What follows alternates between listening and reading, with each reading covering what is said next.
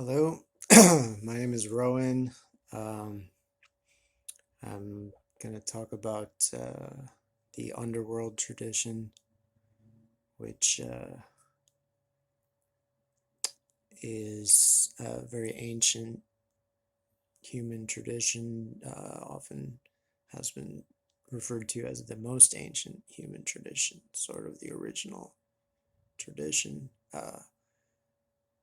It's part and parcel of what I think Joseph Campbell referred to as the monomyth, and I don't know how much of that was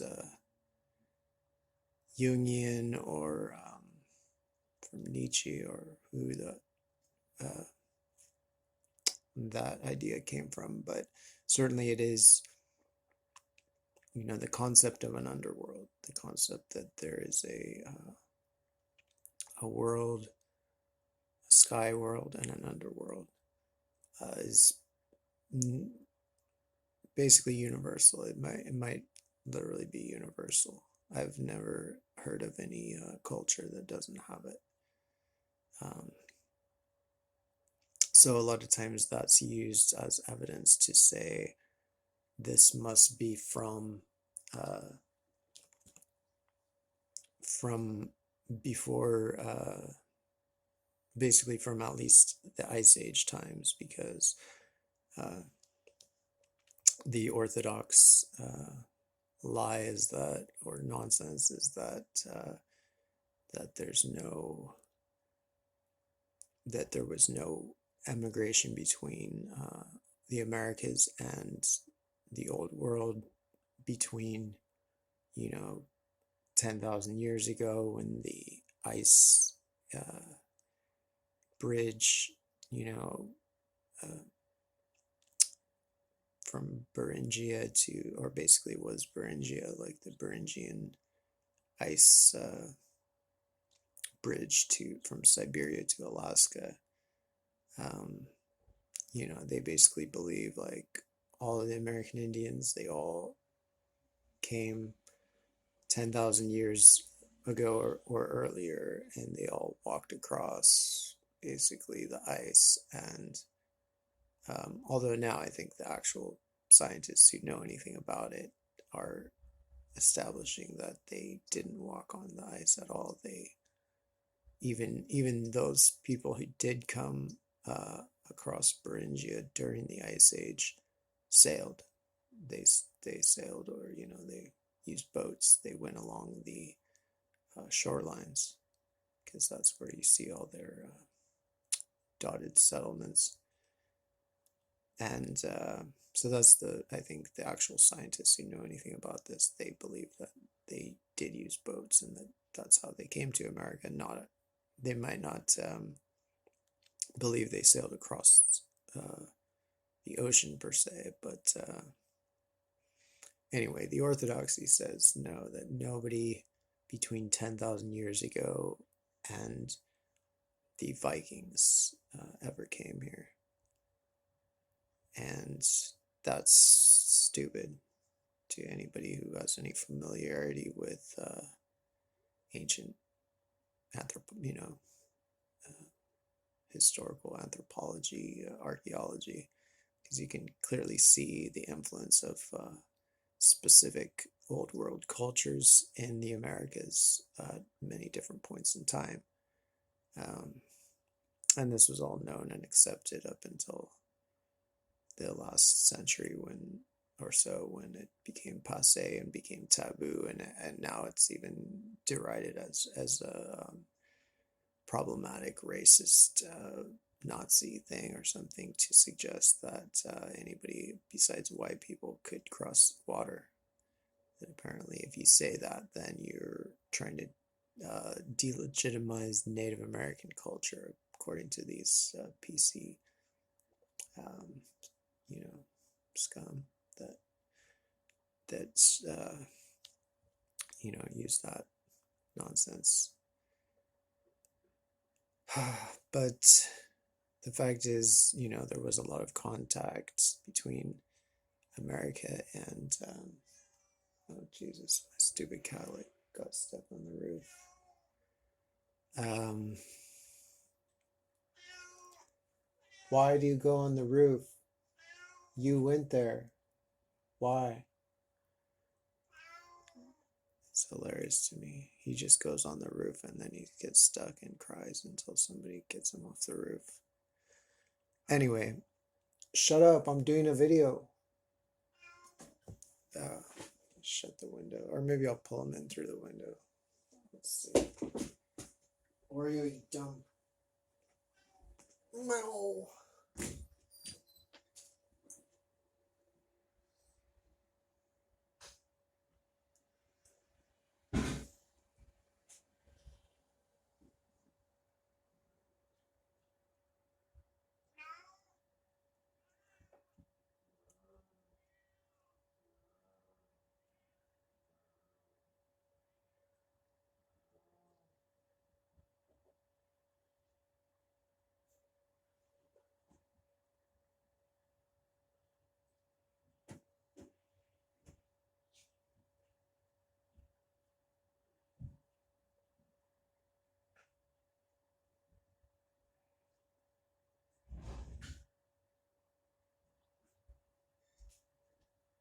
Alright, you're going in the video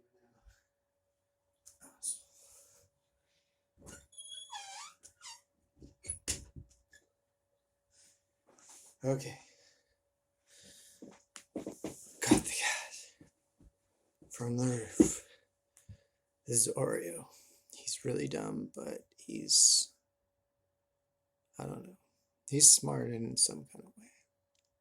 Just not like a way that would prevent him from climbing onto the roof constantly and then wondering like why is he on the roof and like how does he get down from the roof, or fighting with his reflection or anything dangly, any electrical cords that are all apparently snakes to him. Okay, so we're talking about the underworld and America, pre-Columbian contact. So America was the underworld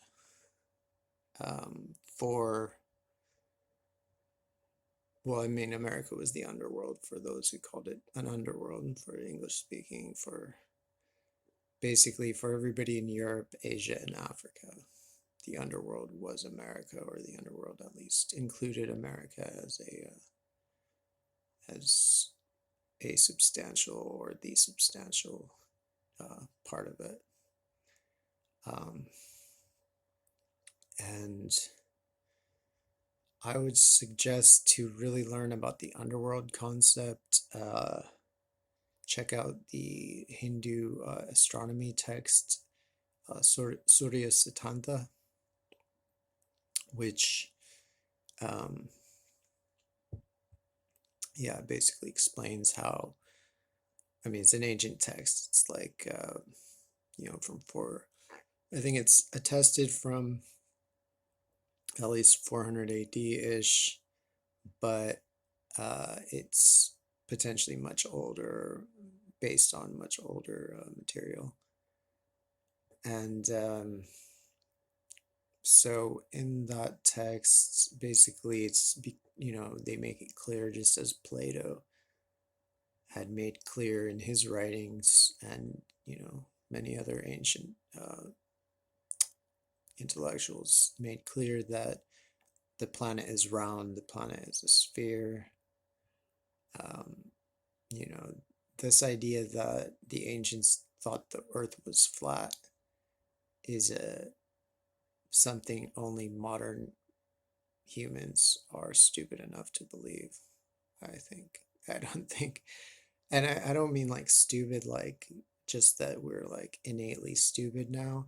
It's just that our culture is stupidity itself. Like our culture is, we learn stupidity. We come up learning to ignore like common sense. And what do you want, drama queen?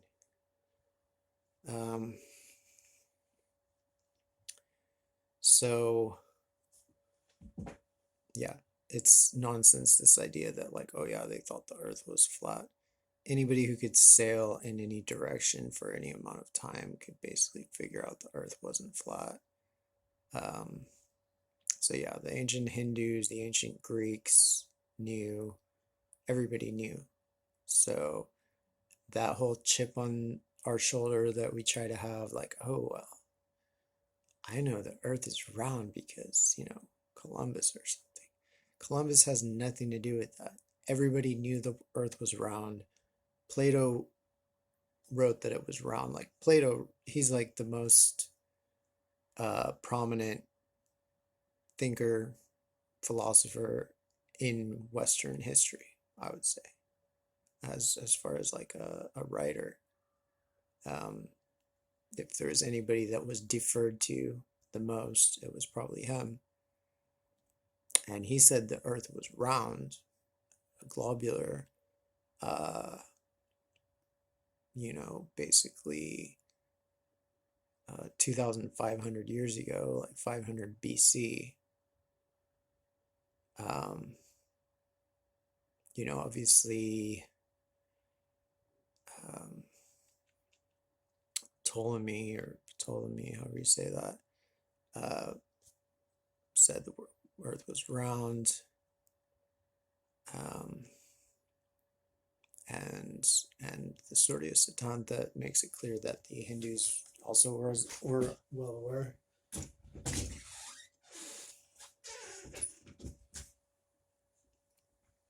I mean, there were many, you know, relatively simple, like what would have been considered primitive people that lived like in the Americas, in the Pacific Islands, but who, when they met Europeans, when their cosmology was recorded, they said the earth is round, the earth is a ball. So yeah, a lot of ancients also called the earth like a pyramid. They also called it a turtle because they were capable of metaphor, which modern people are not. Um, yeah, they did not literally think it was a turtle. They used that as a cosmological symbol. Um, so yeah, basically the underworld is same thing as what we know of as hell. In English, that's basically every Germanic language, probably Sweden, Norway, Denmark, Iceland, Greenland, England, Scotland, Ireland, uh, yeah, Germany, Austria, Netherlands, all those places they refer to the underworld as hell because they're all Germanic speaking places. I mean, obviously not the Gaels and the Welsh and stuff like that, but in every Germanic language, hell basically means the underworld. And hell was a very holy place. It's not anything like the modern Christian conception of hell, which itself actually evolved and devolved over time because originally hell was not such a big thing in the Christian tradition. It's certainly not a huge thing in the Bible, but it became a big thing for some reason. They're just like, well, let's just make this whole like mythology about hell, even though the Bible like barely mentions it at all. Um, and so of course, like Jesus goes to hell. That's the harrowing. Is after he's crucified, he goes down to hell, and I guess defeats hell, defeats Hades and death, and but I think a lot of that is just symbolic for defeating death because the underworld was associated with the afterlife. So any place you were in the world, you like your soul was supposed to go to the other side of the world when you die. So like if you live in the North Pole, when you die, your soul goes down to the underworld, down to the South Pole. And if you live on the South Pole, and you die, your soul goes down to the underworld, which is the North Pole. Um, but since most of us do not live on either pole, um, it's not just a north-south thing; it's an east-west thing as well. So um, even while I do believe that, uh, well, actually, I know that the underworld did, like the Egyptian and European underworld did include Antarctica, but but it was but it also included America, and because that's the opposite side of the planet for people who are, you know, who are in Europe or Asia or Africa, and for there's like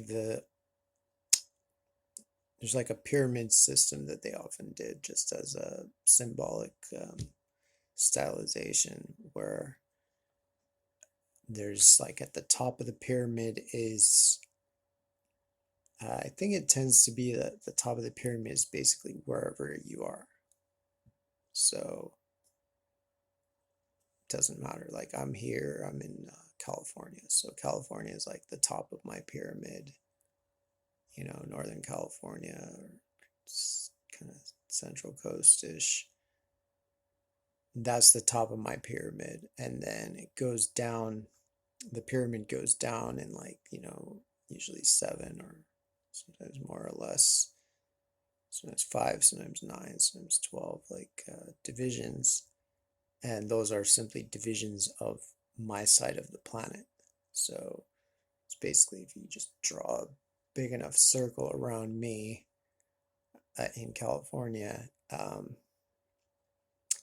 and but it divides the world in half. So half of the world is on the other side of the planet, and then half is on my side of the planet. So my antipode, my ultimate underworld is,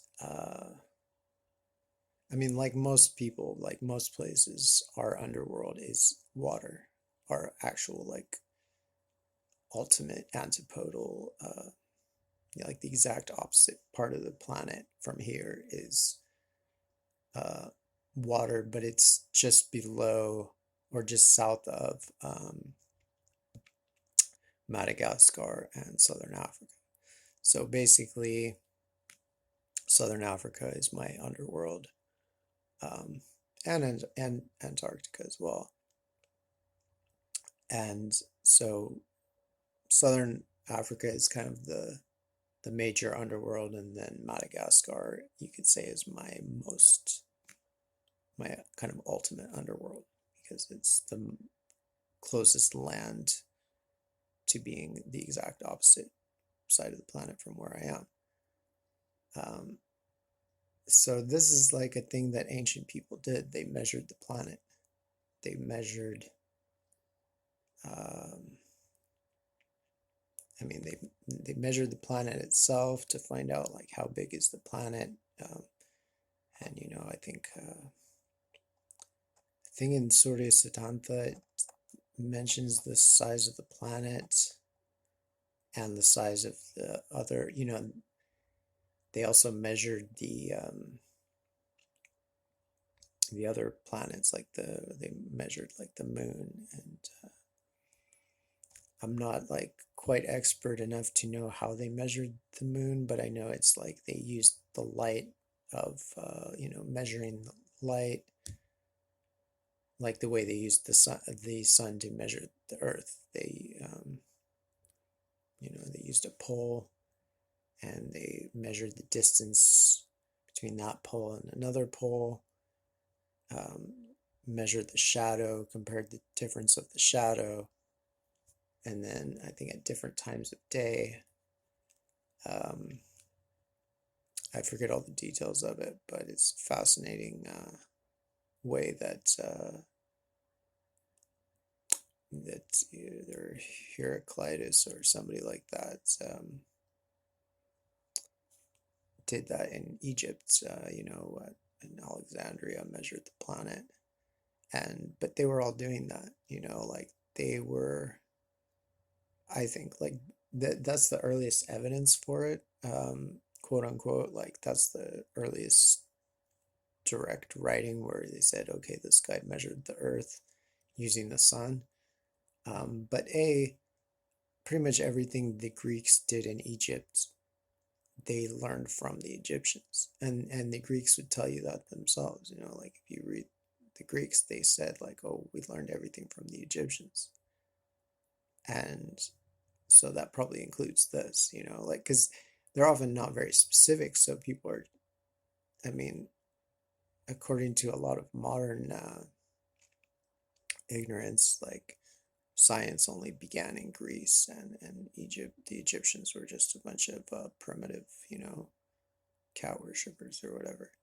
But no, like the actual Greeks that this is credited to, if you read their actual writings, they were adamant that they were students of the Egyptians.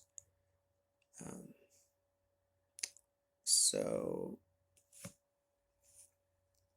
yeah, like I believe that had been done for a long time. There's a lot of evidence that the way um, pyramids were constructed, and I think some of this tradition has survived, that pyramids and temples were models of the cosmos and of the planet. So so it would be like that stylized representation of the earth where it's a pyramid with the top, which is wherever the pyramid itself is located. That's like the top of the world. And then it goes down in every direction, like east, west, north, south. And and I think, it related to the way they would measure the earth. You had to measure the earth in, specific places.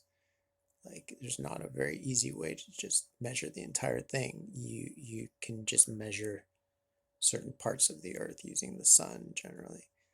And so I think that's why you have these kind of grids where they would either divide the planet up into 12 or 14 or whatever it was, like 7 on top, 7 on bottom, or 5 and 5 or whatever it was. Um, because I think they would use these systems to measure the planet, and then to measure the planet and divide it in you know mathematically important ways, like either symmetrical districts, um, or following some kind of mathematical scheme, and then you can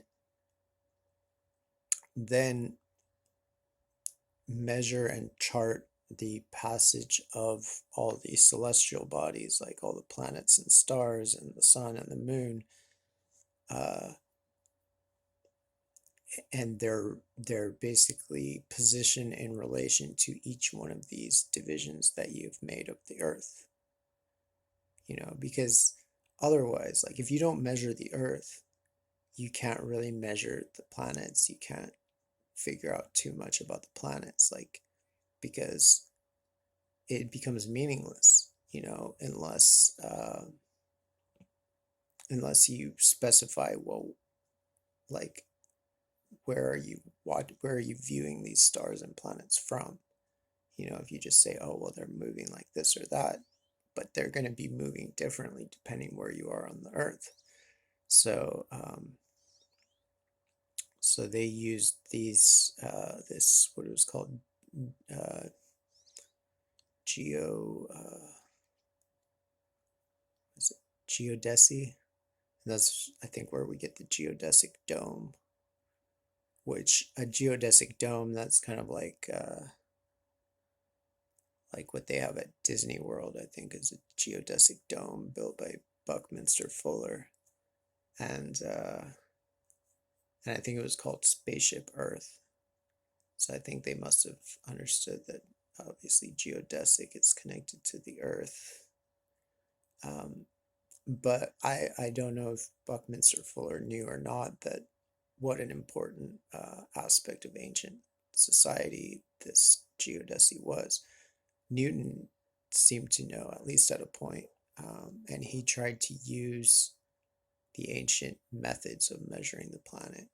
Um, but I think he screwed it up. He mixed up one of the variables, and then he came out with the screwy result, and then he blamed the ancients, and then he tried to kind of reinvent the wheel. So it's like basically there's a very compelling book called I think it was Year One. There's a couple books, or Civilization One. I think there's a couple of books that I was reading that at least one of which I got from my father, that he was reading, where basically links all the megalithic sites in Britain to a system of measurement that's based on geodesy. So basically, that our system of measurements and of time both tie into this system of measuring the planet. And it was all about time, because as well it was about time and space, and because they used the cosmos as their calendar, like they understood that at certain times of year, um, I mean, obviously the sun's in a different position, but also the stars are in different positions. And, they were able to use the stars uh, seemingly to help construct like very long calendars and very exact calendars. So they could represent it kind of as a mandala, where the mandala is the earth, it is the planet, the world and the underworld and the four directions. Uh, and it's also the cosmos beyond the planet. It's also the, celestial bodies, because each celestial body corresponds to a particular part of the earth at each time, at each point in time, Um, so therefore, like in Chinese tradition, in Hebrew tradition, you'd have months. Like a month was could be defined by a constellation. Like I know in the Hebrew tradition, they have the month of Tammuz, I believe, which is from Dumuzi, the Babylonian, ancient Akkadian or Semitic deity, like a very important deity, which is the same as Adonis. And might be, I don't know if it's the origin of Adonai, but it might be the origin of Odin as well, because Odin, the Nordic said that Odin was from the Eastern Mediterranean, where Adonis was a huge, or maybe the huge cult at the time. So yeah, basically a lot of symbolism, and I mean the underworld thing. It's very difficult to convince people of this, like the idea that the underworld is an actual geographical place on the earth. Um, Especially, I think it's hard to probably convince Christian Americans of it, because it's they don't want to say, they don't want to face the fact that they live in hell, you know, and that their religion, that hell doesn't look anything like what you would probably think it would look like by at least the Christian mythology about hell, if not really. I mean, there's not really much in the Bible about hell at all, so it's not really from the religion per se, or at least not from the scripture, but it is, hell has grown into this major aspect of Christianity, uh, which I think it grew into at least by medieval times. And part of it was, I think, because hell, the underworld, was the arguably the preeminent holy land of the world, of all every different culture. And so that was a lot of material, like mythological material, that could be repurposed into like this. Now it's an evil land. Like it used to be this awesome land, or at least a place. Like in the pagan tradition, there tends to be good and bad parts of hell, and even in the early Christian tradition, that tended to be true.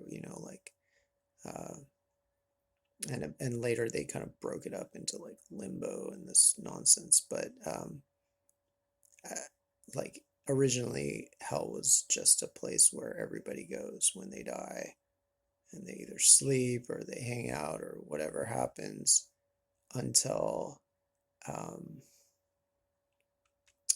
the day of resurrection, when everybody's resurrected and judged.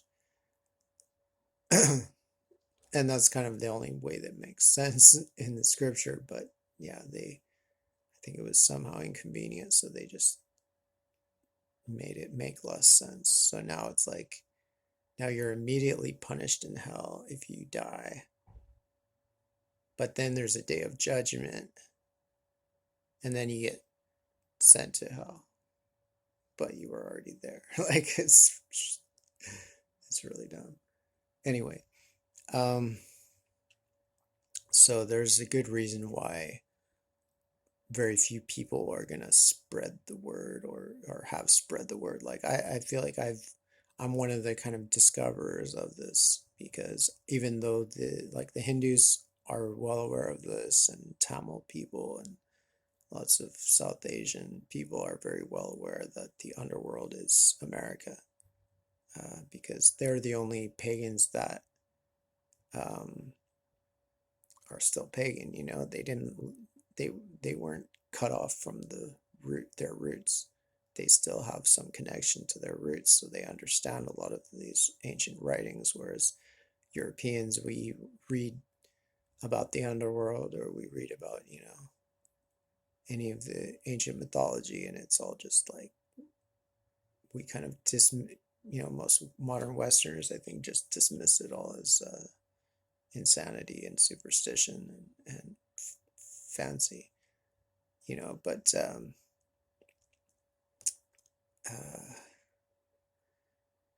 it's sad, it's disgusting, because that's the heart of human culture, like pre-Christian human culture, by which I would say like real human culture before everything became a lie.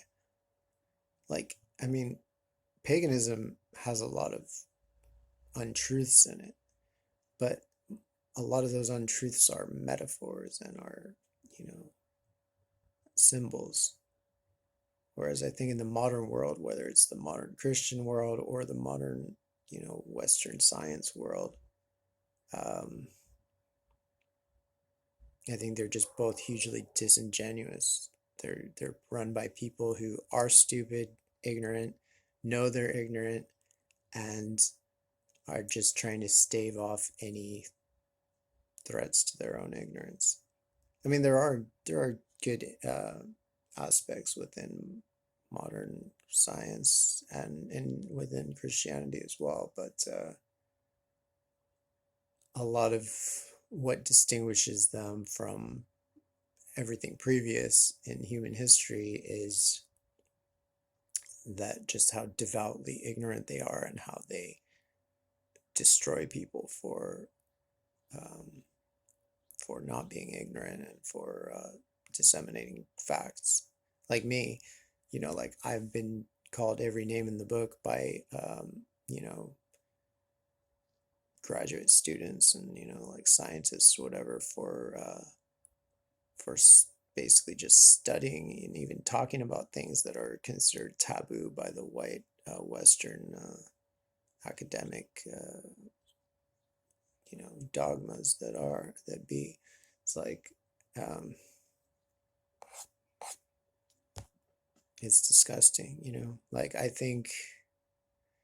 view the bulk of this quote unquote scientific community as globally as being as much of a threat to science as any, like, you know,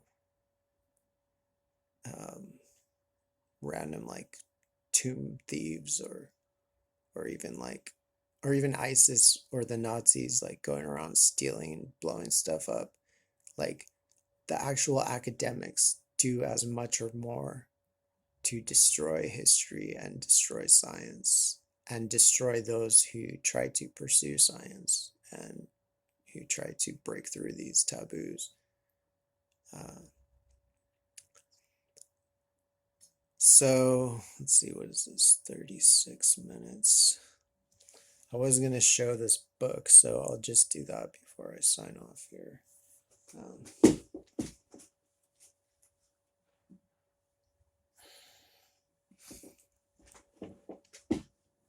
So this is the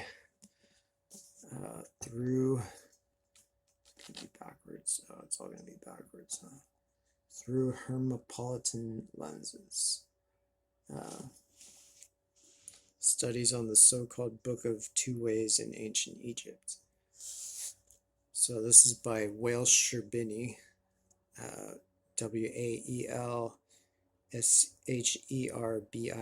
Welsherbiny. I believe that's an Egyptian name, which is pretty cool because, you know, there's not a lot of Egyptian, like prominent Egyptologists. I mean, there probably are a lot more now. I don't know. It's just good because even though doesn't understand really the nature of the underworld, like the true nature of it, he cleans up after a lot of the Western European, you know, and American Egyptologists and their mistakes. Like a lot of this book is just explaining how the kind of really prominent Egyptologists totally screwed up and how they screwed up. But it shows, I don't know, I guess the way this thing is, it's going to be backwards, so there's no point to really show this. Maybe I'll do not really understand how to use this phone, but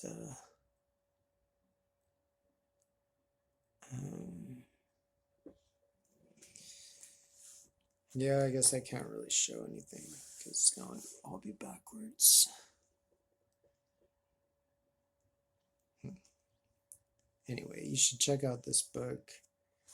I mean, it costs like $500, but I somehow got it. I think somebody accidentally sold it on Amazon for like 35 bucks. So I scooped it up, and then that's the last affordable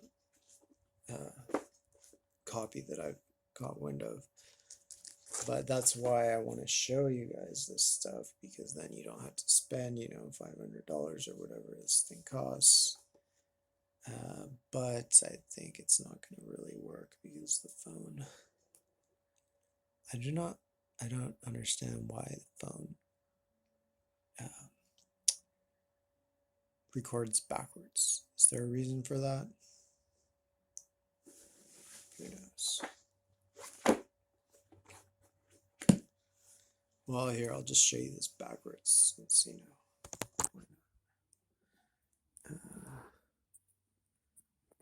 Backwards. Okay, this is, let's work it all. Okay, I think.